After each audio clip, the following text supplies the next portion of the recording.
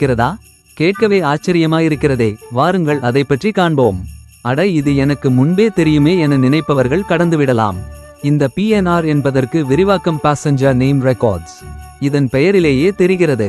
அதாவது ரயிலில் முன்பதிவு செய்த பயணிகளின் தகவல்களை கொண்ட பதிவேட்டின் எண் தான் இது. இந்த 10 இலக்க எண்களில் முதல் 3 இலக்க எண் எந்த PRS பாசஞ்சர் ரிசர்வேஷன் சிஸ்டம் இலிருந்து இந்த எண் உருவாக்கப்பட்டது என்பதை குறிக்கக்கூடியது.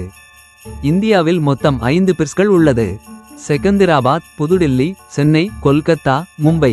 அதில் முதல் இலக்கம் எந்த ரயில்வே பகுதியிலிருந்து இந்த டிக்கெட் புக் செய்யப்படுகிறது என்பதை குறிக்கும். உதாரணமாக 1 என துவங்கும் PNR எண் செகந்திராபாத் PRS இல் முன்பதிவு செய்யப்படும் டிக்கெட்களுக்கு வழங்கப்படும். அதன்படி 2 மற்றும் 3 எண்ண எண்கள் முறையே டில்லி PRS இல் புக் செய்யப்படும் டிக்கெட்களுக்கு வழங்கப்படும். 4 மற்றும் 5 சென்னை PRS, 6 மற்றும் 7 கொல்கத்தா PRS, 8 மற்றும் 9 மும்பை PRS என முதல் இலக்கம் PRSக்காக பிரிக்கப்பட்டுள்ளது. அடுத்த 2 எண்கள் ரயில்வே கோட்டத்தை குறிக்கிறது. ரயில்வே நிர்வாகம் தனது நிர்வாக வசதிக்காக ரயில்வேக்களை கோட்டமாக பிரித்துள்ளது. அதனால் ரயில்வே நிர்வாகம் இந்த கோட்டங்களுக்கான எண் வழங்கப்பட்டுள்ளது. இந்த முன்பதிவு டிக்கெட்களில் 2வது மற்றும் 3வது எண் கோட்டத்திற்காக ஒதுக்கப்பட்டுள்ளது. அடுத்த 7 இலக்க எண்கள் ராண்டமாக வழங்கப்படுகிறது. இதில் பயணிகளின் தகவல்கள் எதுவும் இருக்காது. 7 இலக்கம் எண்கள் கணினி தானே தயார் செய்து இந்த புக்கிங்கிற்கு ஒதுக்குகிறது. இந்த 7 மற்றும் முதல் 3 எண்கள் இணைந்து மொத்தம் 10 எண்களாக PNR எண் வழங்கப்பட்டு அதில் பயணிகளின் தகவல்கள் சேமிக்கப்படுகிறது.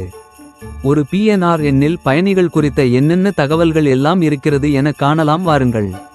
அந்த டிக்கெட்டில் மொத்தம் எத்தனை பயணிகள் பயணிக்கிறார்கள், அவர்களின் பெயர், வயது, பாலினம் போன்ற தனிப்பட்ட தகவல்கள் பதிவாகியிருக்கும்.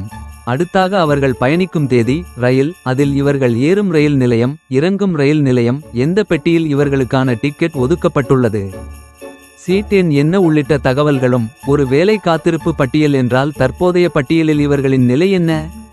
இந்த பயணத்தின் போது பயணிகள் குறித்த தகவல் PNR இல் ஒப்பனாகத்தான் இருக்கும்.